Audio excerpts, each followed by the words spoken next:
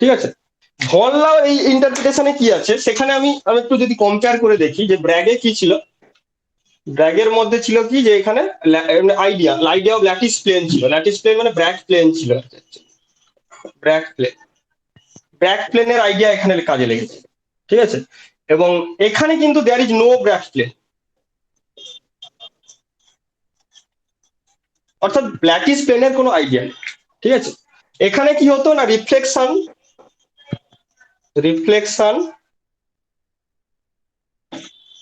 Lattice side of Bragg plane.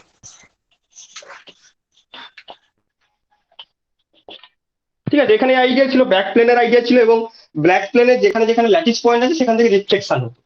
Von লাও ইন্টারপ্রিটেশনে কি হচ্ছে, দেয়ার ইজ নো রিফ্লেকশন, ওখানে কোনো নো রিফ্লেক্ট, এখানে কোনো রিফ্লেকশনের আইডিয়া নেই।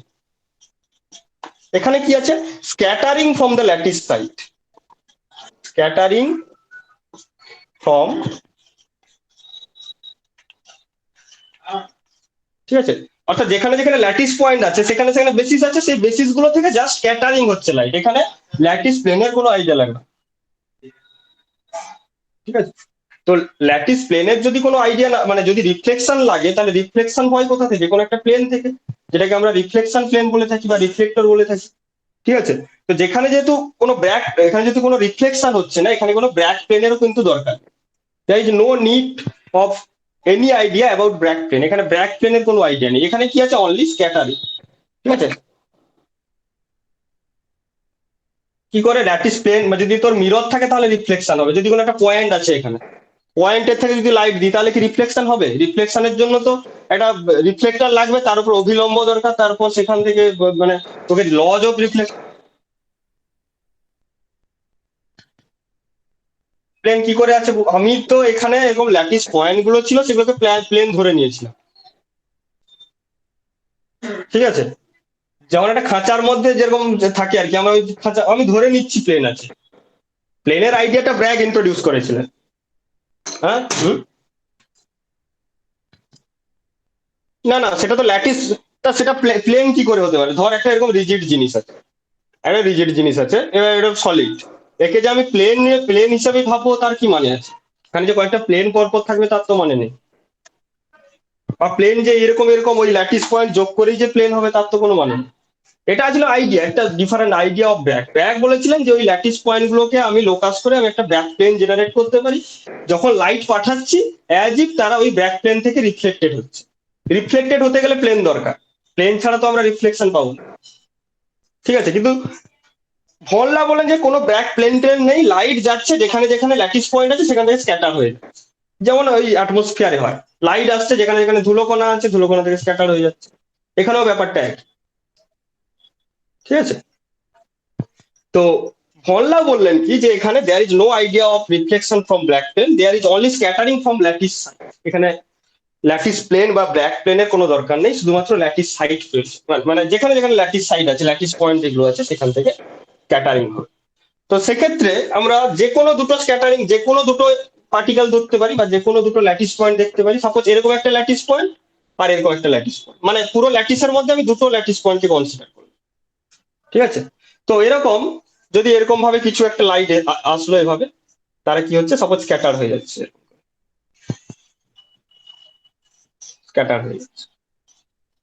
তো এখানে ব্র্যাগের আইডিয়া নেই, এখানে প্লেন থাকলে তো রিফ্লেকশন হবে, এখানে জাস্ট লাইট এসে পড়ছে স্ক্যাটার হয়ে যাচ্ছে। ঠিক আছে, আরো কাছাকাছিও রাখতে পারি এরকম, এটা ডিপেন্ড করছে আমি কিরকম নেব, যে কোনো অ্যাঙ্গেলে স্ক্যাটার হতে পারে, স্ক্যাটারিং তো আর ওই রিফ্লেকশনের ল মেনে চলবে না, এরকম লাইট এলো যেভাবে স্ক্যাটার হয়ে যাবে। তো সাপোজ এইটার পজিশন ভেক্টর কত, কোন একটা অরিজিনের রেসপেক্টে এইটার পজিশন ভেক্টর হচ্ছে আর। ঠিক আছে, আর এইটার পজিশন ভেক্টর তাহলে কি হবে, আর প্লাস কোন একটা ট্রান্সলেশনাল ভেক্টর, সাপোজ আর এন, এইটা, এবার এটা এন এর যে কোনো ভ্যালুর জন্য কিন্তু এটা স্যাটিসফাই করবে, অর্থাৎ এখানে যে কোনো দুটো স্ক্যাটারার যদি থাকে তাদের থেকে যে রিফ্লেক্টেড বা স্ক্যাটার যে ওয়েভটা হবে এটা ইনসিডেন্ট ওয়েভ, এই দুটো হচ্ছে ইনসিডেন্ট ওয়েভ, আফটার স্ক্যাটারিং ওই দুটো স্ক্যাটার ওয়েভ কি হবে, তারা কোহেরেন্ট সোর্স হিসেবে কাজ করবে। ঠিক আছে, এবং এটা কিন্তু যে কোনো পার্টিকুলার নয়, যে কোনো আরবিটারি দুটো স্ক্যাটারার ওয়েভ, অর্থাৎ যে কোনো ল্যাটিস পয়েন্ট থেকে, যে কোনো দুটো ল্যাটিস পয়েন্ট থেকে যে স্ক্যাটার ওয়েভ গুলো বেরোচ্ছে তারা কিন্তু নিজেদের মধ্যে ইন্টারফেয়ার করে ডিফ্রাকশন প্যাটার্ন। ঠিক আছে, অর্থাৎ ফর অল আর এন এটা কিন্তু স্যাটিসফাই হবে। আগেরটাই কি ছিল, আমরা পরপর দুটো কনজিকিউটিভ প্লেন থেকে রিফ্লেকশন দেখছিলাম, এখানে কিন্তু সেটা নেই। এখানে আমরা কি করছি, যে কোনো দুটো, যে কোনো, ঠিক আছে, আরবিটারি যে কোনো দুটো ল্যাটিস সাইড বা ল্যাটিস পয়েন্ট যেখানে আছে, সেখান থেকে লাইট যখন স্ক্যাটার হয়ে যাচ্ছে, তো সেই স্ক্যাটার ওয়েভটা নিজেদের মধ্যে ইন্টারফেয়ার করবে এবং সেই ইন্টারফারেন্স প্যাটার্নটা ডিফ্র্যাকশন প্যাটার্ন। ঠিক আছে, তার মানে আমি বলতে পারি এইটা হচ্ছে আর এন, এটা হচ্ছে আর এন। ঠিক আছে, তো এটা হচ্ছে ইনসিডেন্ট ওয়েভ আর এটা হচ্ছে স্ক্যাটার ওয়েভ। তো যেহেতু এটা একটা ইলাস্টিক স্ক্যাটারিং এবং এটা ধরে নেওয়া হয় কি না, এটা মানে ভন লাউ ট্রিটমেন্টে কি ধরা হচ্ছে, এই যে পয়েন্ট গুলো আছে এই পয়েন্ট গুলো রিজিড পয়েন্ট হওয়ার ফলে কি হচ্ছে, যে স্ক্যাটারিং গুলো হচ্ছে এগুলো ইলাস্টিক স্ক্যাটারিং। ঠিক আছে, তো তোরা জানিস যে ইলাস্টিক স্ক্যাটারিং এ কি হয় না, লাইটের ফ্রিকোয়েন্সি চেঞ্জ হয় না, শুধুমাত্র ডিরেকশন চেঞ্জ হয়, জানিস তো নাকি? যখন স্ক্যাটারিং হয়, যদি সেটা ইলাস্টিক স্ক্যাটারিং হয়, তাহলে স্ক্যাটারিং এর পরে কিন্তু তার ইনসিডেন্ট ওয়েভের ফ্রিকোয়েন্সি চেঞ্জ হয় না, কি চেঞ্জ হয়, শুধুমাত্র তার ডিরেকশনটা চেঞ্জ হবে, অর্থাৎ এনার্জি চেঞ্জ হবে না, শুধুমাত্র তার ডিরেকশন চেঞ্জ হবে। একটা পার্টিকেল এসে পড়লো, তার ডিরেকশন চেঞ্জ হয়ে গেল, কোন রকম এনার্জি অ্যাবজর্পশন হচ্ছে না। তাহলে এনার্জি যদি অ্যাবজর্পশন না হয়, তাহলে তার ফ্রিকোয়েন্সি আইডেন্টিক্যাল থাকবে, আর ফ্রিকোয়েন্সিটা আইডেন্টিক্যাল থাকা মানে তার ল্যামডাও আইডেন্টিক্যাল থাকবে। আর ল্যামডা আইডেন্টিক্যাল থাকলে তার ওয়েভ প্রপাগেশন ভেক্টর কে, অর্থাৎ কে সমান টোয়াইস পাই বাই ল্যামডা, সেটার ভ্যালুটা একই থাকবে, ডিরেকশন চেঞ্জ। তো তার মানে এটা হচ্ছে আর এন এর ডিরেকশন। আচ্ছা, এইটা হচ্ছে কি, তার ইনসিডেন্ট ওয়েভ যেটা, তার ওয়েভ প্রপাগেশন ভেক্টর সাপোজ কে, তাহলে কে ডিরেকশন এদিকে। আর যেটা রিফ্লেক্টেড ওয়েভ, তার ওয়েভ প্রপাগেশন ভেক্টর কে প্রাইমের ডিরেকশন একই দিকে, এবার কে ইকুয়ালস টু কে প্রাইম, মানে ভ্যালুটা একই কিন্তু ডিরেকশনটা আলাদা। ঠিক আছে, বুঝতে পেরেছিস তো নাকি সবাই? হ্যাঁ স্যার। ঠিক আছে, আমি এটাকে মুছে একটু ভালো করে ড্র করছি। তাহলে যে কোনো দুটো আরবিটারি ল্যাটিস পয়েন্ট যাদের মধ্যে একটা ট্রান্সলেশনাল ভেক্টর আছে আর এন, সেখান থেকে যখন ওয়েভ স্ক্যাটার হচ্ছে, সেই স্ক্যাটার ওয়েভ গুলো তারা ইন্টারফেয়ার করছে কিরকম না, এরকম একটা ল্যাটিস পয়েন্ট, এরকম একটা ল্যাটিস পয়েন্ট, এটার পজিশন ভেক্টর আর, আর এটা হচ্ছে আর প্লাস আর এন। তার মানে আর এন এর ডিরেকশনটা কোন দিকে, এখানে হচ্ছে আর, এটা হচ্ছে আর এন, আর এন এর ডিরেকশনটা এইদিকে আছে। ঠিক আছে, তো একটা এরকম ওয়েভ এসে পড়লো, তারা সাপোজ এভাবে স্ক্যাটার হলো, আর এরকম একটা ওয়েভ এসে পড়লো, তারা এভাবে স্ক্যাটার এরকম। তাই এটা হচ্ছে কে, এটা হচ্ছে কে, আর এটা হচ্ছে কে প্রাইম। তো আমি যদি ইউনিট ভেক্টর ভাবি, তার মানে এইদিকে এর ইউনিট ভেক্টর কত, এর ইউনিট ভেক্টর হচ্ছে সাপোজ আমি বললাম এন ক্যাপ, আর এর ইউনিট ভেক্টর হচ্ছে কত, এন প্রাইম ক্যাপ। তার মানে কে ইকুয়ালস টু কত, কে ইকুয়ালস টু হচ্ছে twice pi by lambda n cap, k prime সমান কত না twice pi by lambda, magnitude একই, এন প্রাইম ক্যাপ। কারণ এটা হচ্ছে ইলাস্টিক স্ক্যাটারিং, ইলাস্টিক স্ক্যাটারিং এ কি হয়, শুধুমাত্র ডিরেকশন চেঞ্জ হবে, মানে ফ্রিকোয়েন্সি চেঞ্জ হবে না, তাহলে ওয়েভ লেন্থও চেঞ্জ হবে না, মানে কে এর ভ্যালু একই থাকবে। ঠিক আছে, এই জিনিসটা। তো এবার আমাকে বের করতে হবে কি, যে এদের মধ্যে পাথ ডিফারেন্স বের করতে হবে, পাথ ডিফারেন্সটা এল ল্যামডা হলে ম্যাক্সিমাম, আদারওয়াইজ মিনিমাম, মানে অড ইন্টিগ্রাল হলে মিনিমাম। তাহলে এদের মধ্যে পাথ ডিফারেন্সটা আমি কি করে পাবো না, একই রকম ভাবে আমি যদি এর উপর এরকম ড্র করে দিই, মানে পারপেন্ডিকুলার ড্র করি, আর এর উপর যদি আমি পারপেন্ডিকুলার ড্র করি এরকম ভাবে, তার মানে এইটা এটা ইকুয়াল, এটা ইকুয়াল, তার মানে এইটা আর এইটা, এই দুটো যোগ করলে আমি পাথ ডিফারেন্স পেয়ে যাচ্ছি। ঠিক আছে, এইটা।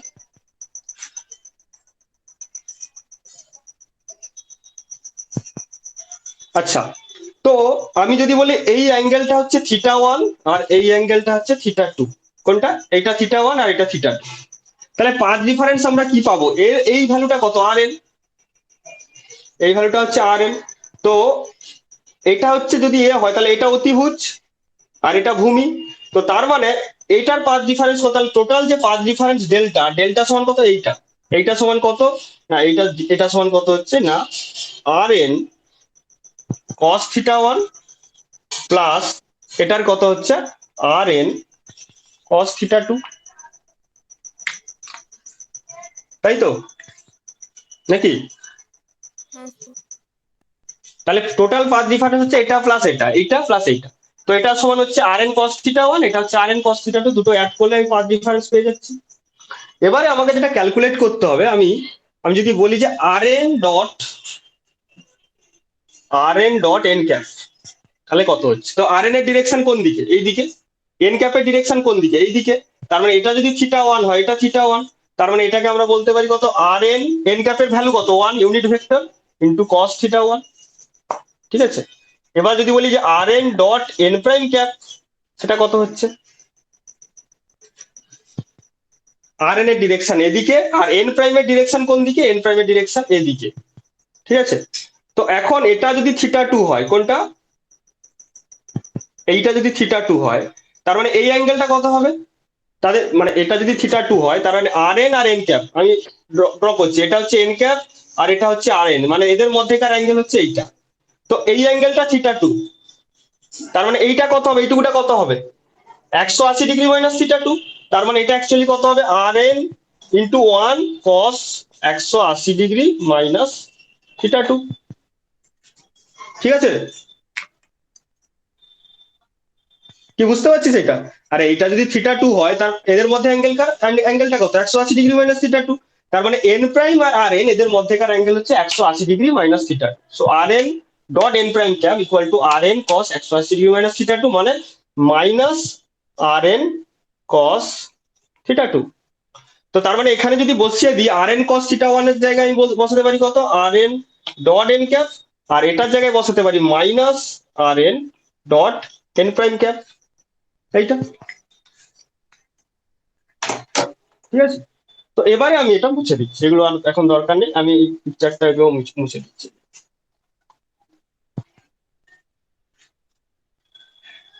তো এবার আমি বলতে পারছি যে এদের যে পাথ রিফারেন্স ডেল্টা, সেটা কত? আমি এখানে কমন নিয়ে নিলে কত হচ্ছে?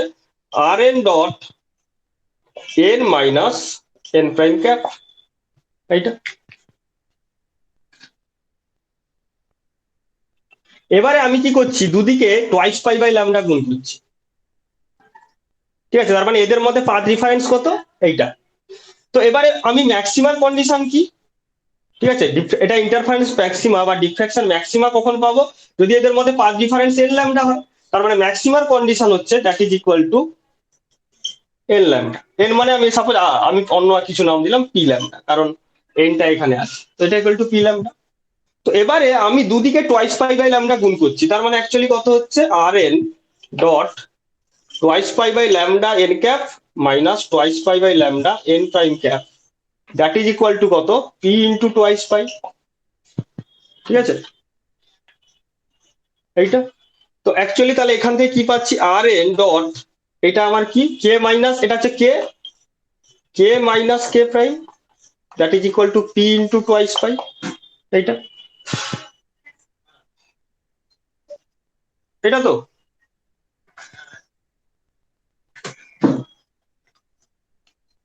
নাকি? হ্যাঁ স্যার। তাহলে আর এন এটা তো। এবার এখানে এই যে পিটা পজিটিভ বা নেগেটিভ দুটোই হতে পারে, মানে এটা প্লাস মাইনাস পি ল্যামডা আমি লিখতে পারি।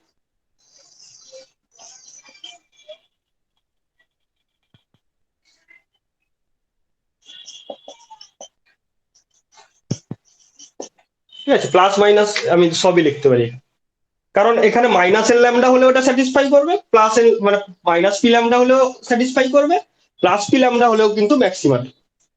ঠিক আছে, আমরা এটা জানি। তো সেক্ষেত্রে আমি আর এন সমান কি লিখতে পারি? এইটা যে আর এন ডট এইটা সমান হচ্ছে plus minus P into twice. আবার আমরা যখন রেসিপ্রোকাল ভেক্টর পড়েছিলাম, সেখানে কি দেখেছিলাম? রেসিপ্রোকাল ভেক্টর যখন পড়েছিলাম, সেখানে আমরা দেখেছিলাম যে আর এন ডট জিএম সমান কত? Twice pi p. এটা আমরা দেখেছিলাম। তো তার মানে ভনলাও স্ক্যাটারিং থেকে আমরা দেখতে পাচ্ছি যে আর n dot K minus k prime, কে মাইনাস কে প্রাইম মানে কি?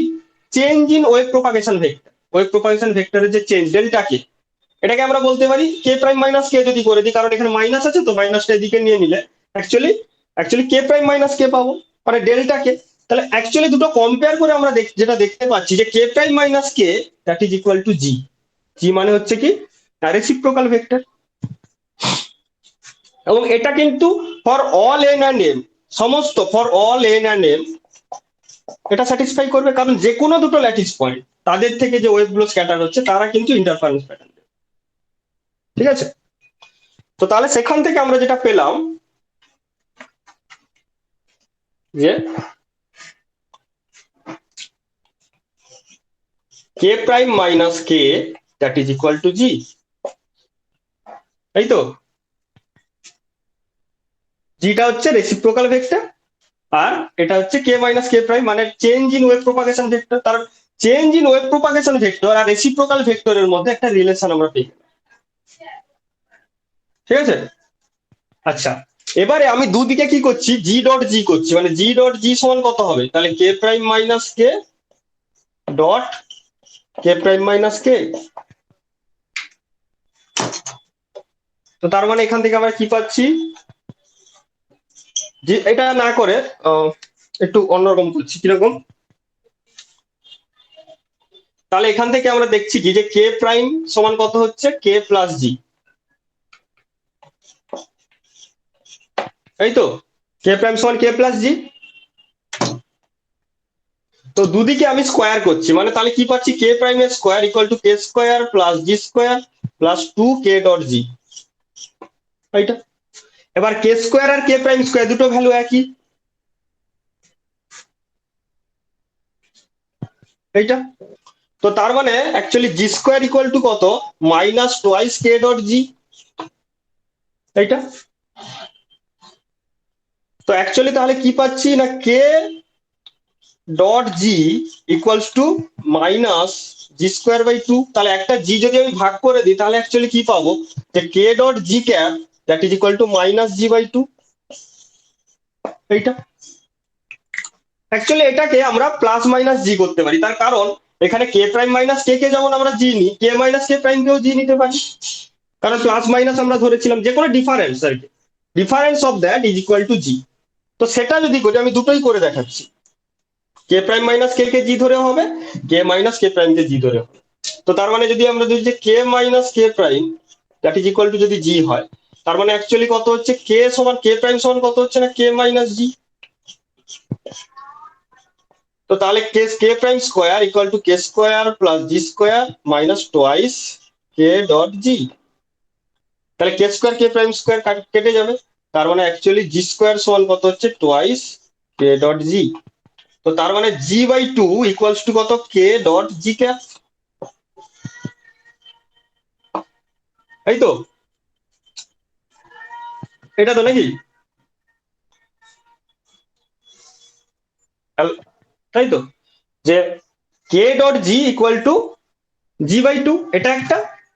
আবার যদি উল্টোটা ধরতাম, এটা কি কে মাইনাস কে প্রাইম কে জি ধরলে, আবার যদি উল্টোটা ধরতাম যে k prime minus k equal to g, সেক্ষেত্রে আমরা কি পেতাম না, minus g by two equals to k dot g, g cap, দুটো পেতে পারি আমরা।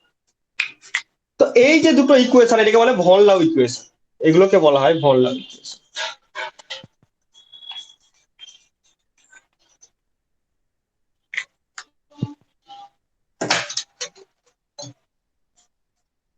ঠিক আছে, এটা হচ্ছে ভন লাউ ইকুয়েশন।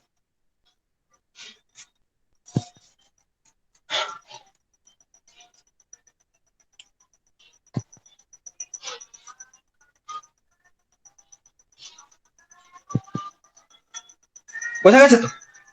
তাহলে এই দুটো জিনিসকে আমরা কিন্তু গ্রাফিক্যালি রিপ্রেজেন্ট করতে পারি, কিরকম আমি দেখাচ্ছি, আমি দুটোই দেখাচ্ছি। প্রথম এটা দেখাচ্ছি যে k minus k prime equal to g হলে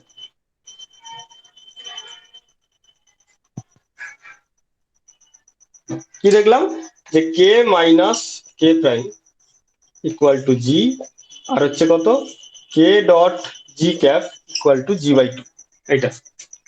তো এটা কিরকম, যদি এটা আমার অ্যাকচুয়ালি একটা প্লেন হয়, মানে এই প্লেনের মধ্যে আমার ল্যাটিস পয়েন্ট গুলো আছে suppose, এইটা। অর্থাৎ ভনলাও ট্রিটমেন্টে তো আমরা রিফ্লেকশন দেখিনি, কিন্তু ব্যাক প্লেন দেখিনি, কিন্তু ব্যাগের সঙ্গে যদি একে কম্পেয়ার করতে চাই তাহলে কিরকম হবে, যে সাপোজ এরকম একটা ল্যাটিস প্লেন আছে, ল্যাটিস প্লেন আছে।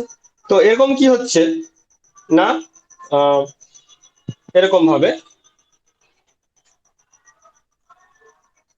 সাপোজ এরকম এরকম আসছে, এটা হচ্ছে এভাবে আমার লাইট এসে পড়লো, ঠিক আছে। তো এরকম যদি লাইট এসে পড়ে তাহলে অ্যাকচুয়ালি কি হবে, বা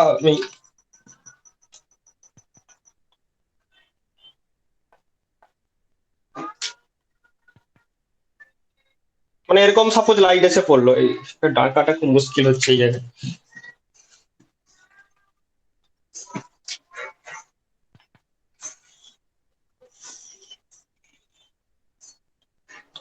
এটা এরকম প্লেন, তো অ্যাকচুয়ালি লাইট কি করলো, এরকম এসে পড়লো। তো লাইট যদি এরকম এসে পড়ে তাহলে এদিকে স্ক্যাটার হয়ে যাবে, তার মানে এটা যদি কে হয়, এটা হচ্ছে কে প্রাইম। তো এটা যদি কে প্রাইম হয় তার মানে এই দুটো মানে ভ্যালু একই, কে আর কে প্রাইমের ভ্যালু হচ্ছে একই। তার মানে এটা যদি কে প্রাইম হয় তাহলে মাইনাস কে কিরকম হবে, উল্টো দিকে আমি বাড়িয়ে দেবো একই রকম ভাবে। তো এটা হচ্ছে মাইনাস কে, কে প্রাইম। তার মানে কে মাইনাস কে প্রাইম কোনটা হবে, কে মাইনাস কে প্রাইম হবে এইটা। ঠিক আছে, কে মাইনাস কে প্রাইম সেটা হচ্ছে এইটা। তার মানে এটা ইকুয়াল টু জি। তো এটা অ্যাকচুয়ালি প্রজেকশন, তাহলে এটা জি/2 আর এটাও জি/2। ঠিক আছে, মানে লাইট এসে এরকম পড়লো, এভাবে এভাবে স্ক্যাটার হয়ে গেল। এবার যদি বলি রিফ্লেকশনের কথা, তার মানে এরকম রিফ্লেকশন হয়ে গেল। তার মানে কে মাইনাস কে প্রাইম এটা হচ্ছে জি, তাহলে এর অর্ধেক যেটা, এর অর্ধেকটা হচ্ছে জি/2। এবার জি/2টা দেখ, জি/2 অ্যাকচুয়ালি কত, না এই জি ভেক্টরের প্রজেকশন কে প্রাইমের।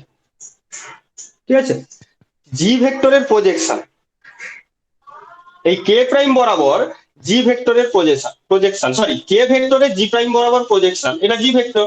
কে প্রাইমের প্রজেকশন কত, কে ডট জি, কে ডট জি টা, তার মানে এইটা, মানে জি কস থিটা, মানে এই জিনিসটা।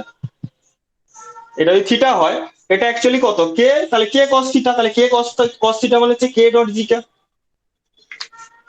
কি বোঝা গেল, না আমি আরেকবার বলবো এটা?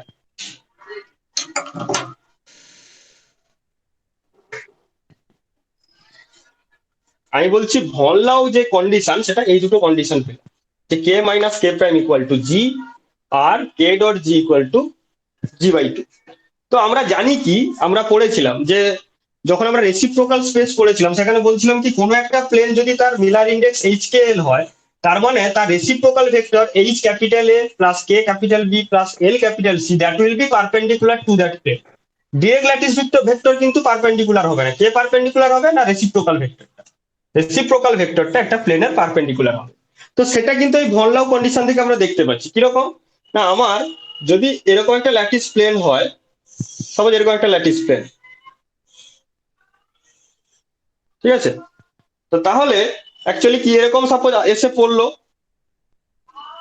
একটা লাইট এসে পড়লো, তার মানে এ কি হয়ে যাবে, এদিকে স্ক্যাটার হয়ে যাবে বা রিফ্লেক্টেড হয়ে যাবে। ঠিক আছে, তো এইটা যদি কে হয়, এইটা যদি কে হয়, তো এটা হচ্ছে কে প্রাইম। তো তার মানে মাইনাস কে প্রাইম কত হবে, এইটা, এটা হচ্ছে মাইনাস কে প্রাইম। তার মানে কে মাইনাস কে প্রাইম মানে কোনটা, এইটা, এটা হচ্ছে কে মাইনাস কে প্রাইম, এটাই হচ্ছে অ্যাকচুয়ালি জি। তার মানে জিটা কি হচ্ছে, এর সঙ্গে এই প্লেনের সঙ্গে পারপেন্ডিকুলার, এই যে জিটা এটা কিন্তু এর সঙ্গে পারপেন্ডিকুলার হচ্ছে। এবং আমি যদি বলি এইটা এইটা এইটা অ্যাকচুয়ালি কি, এটা হচ্ছে কে ভেক্টরের প্রজেকশন অ্যালং জি। এটা যদি জি হয় তাহলে কে, এই কে ভেক্টরের প্রজেকশন অ্যালং জি সেটা হচ্ছে এইটা। তো এইটা অ্যাকচুয়ালি জি/2, কারণ এটা জি/2, এদিকে জি/2, অর্ধেক অর্ধেক। তো এটা হচ্ছে graphical representation of von Laue treatment. ঠিক আছে, ভন লাও যে কন্ডিশন তাকে আমরা গ্রাফিক্যালি এভাবে রিপ্রেজেন্ট করতে পারি, it will agree with the Bragg's law. ব্র্যাগের কন্ডিশনটা একই ছিল। ব্র্যাগ কি বলছিল, যে যদি ব্র্যাগ প্লেন থাকে তাহলে তারা রিফ্লেক্টেড হবে, তাহলে এখানে কিন্তু রিফ্লেকশন ধরে আমি ভন লাও কন্ডিশনকে স্যাটিসফাই করছি। ঠিক আছে, তো তার মানে আমরা বলছি যে ব্র্যাগ কন্ডিশন বের করার সময় আমরা অ্যাজাম্পশন গুলো লিমিটেড নিলেও, ঠিক আছে, the assumptions was with limitation আর the result will agree with the von Laue treatment. রেজাল্টটা কিন্তু ভন লাও ট্রিটমেন্টের সঙ্গে এগ্রি করছে। ঠিক আছে, যে এরকম লাইট এসে পড়লো, ব্র্যাক প্লেন থেকে রিফ্লেক্টেড হলো, তারা কিন্তু ভন লাও কন্ডিশন গুলোকে স্যাটিসফাই করে। ঠিক আছে, এবার আমরা এই ভন লাও ট্রিটমেন্ট থেকে ব্র্যাক্স কন্ডিশন বার করতে পারি কিরকম, না আমরা দেখলাম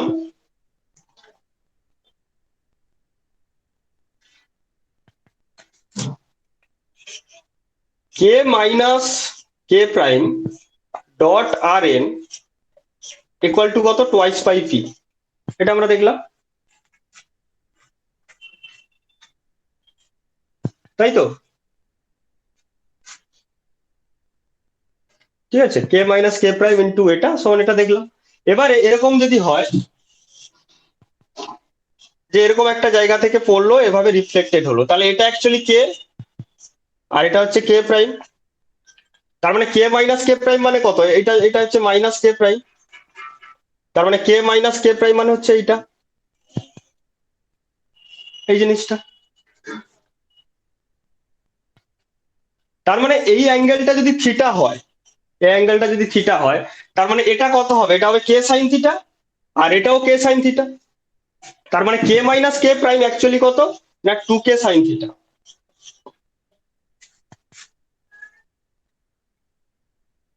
ঠিক আছে, k minus k prime equal to 2k sine theta. এবার এই আর এনটা যে কোনো দুটো ভ্যালুর জন্য স্যাটিসফাই করবে, করবে কি করবে না?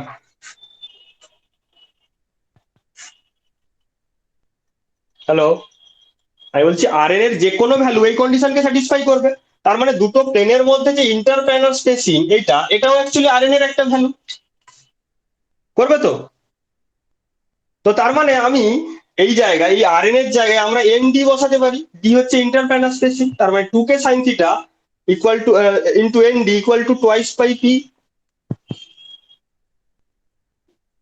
মানে দুটো, এটা এটা যেমন করবে এটাও তো আর এন হতে পারে। এন সংখ্যক প্লেনের পরে যে দুটো ল্যাটিস পয়েন্ট আছে তাদের যোগ করেও তো আমি এন ডি পাবো না। ডি, ডি যেমন আর এন এর ভ্যালুটা কি হতে পারে, ডি 2d এগুলো হতে পারে, কারণ আর এন এর যে কোনো ভ্যালু এই কন্ডিশনকে স্যাটিসফাই করবে। ঠিক আছে, আমরা যখন ব্র্যাক কন্ডিশন করছিলাম সেখানে পরপর দুটো নিয়েছিলাম, কিন্তু এখানে কি বলছি, যে কোনো দুটো ল্যাটিস পয়েন্টের মধ্যে পজিশন ভেক্টর যেটা সেটা কিন্তু এটা হতে পারে।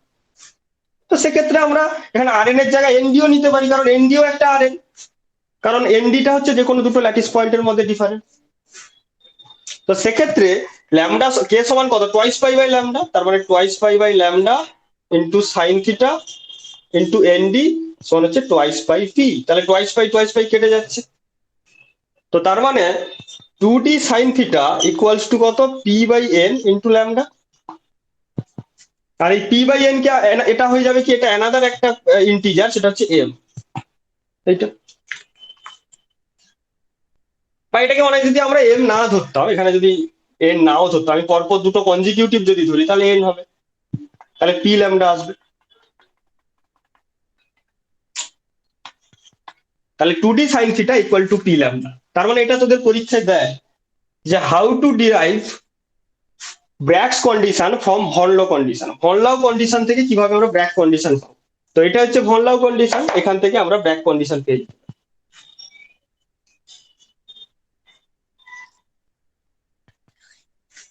ঠিক আছে,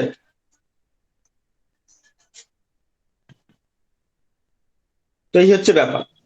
তো তার মানে আমরা দেখলাম যে যখন আমরা এই ক্রিস্টাল রে ডিফ্লেকশন হচ্ছে, ঠিক আছে, এক্স রে দিয়ে ক্রিস্টালের উপর এক্স রে পাঠিয়ে আমরা যখন ডিফ্লেকশন পাচ্ছি, তো প্রাথমিকভাবে আমরা কিছু অ্যাজাম্পশন ধরে তার থিওরিটিক্যাল ব্যাকগ্রাউন্ড যেটা জেনারেট করছিলাম সেটা হচ্ছে ব্র্যাক কন্ডিশন।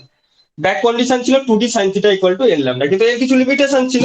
আমরা কনসিডার করেছিলাম যে দুটো কনজিকিউটিভ ব্র্যাক প্লেন থেকে যে ইন্টারফারেন্স গুলো, মানে যে রিফ্লেক্টেড ওয়েভ গুলো হবে তাদের মধ্যে ইন্টারফারেন্স হবে, অর্থাৎ এখানে ব্র্যাক প্লেনের আইডিয়া ছিল। কিন্তু সেটার মধ্যে লিমিটেশন হচ্ছে কি, যে সবসময় যে এই দুটো কনজিকিউটিভ রে এর মধ্যে হবে তার তো মানে নেই, যে কোনো দুটো ল্যাটিস ল্যাটিস প্লেন থেকে এটা হতে পারে, সেটা ওর মধ্যে ইনক্লুড করা ছিল না।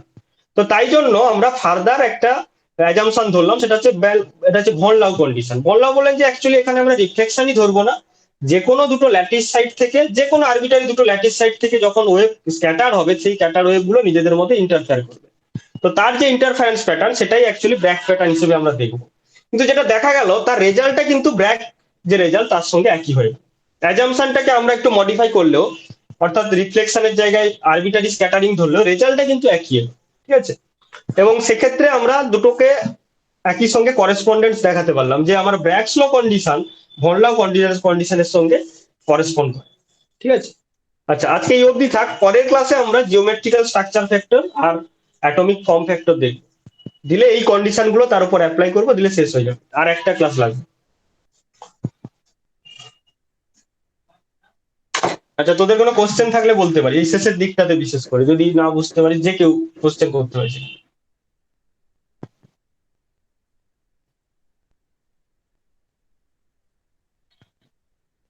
ক্যালকুলেশন তো এমন কিছু নয়, এগুলো তো সহজ ক্যালকুলেশন। হুম। ঠিক আছে, আর অন্যরা? ঠিক আছে স্যার। আচ্ছা, তোরা কোন বই ফলো করছিস এখন?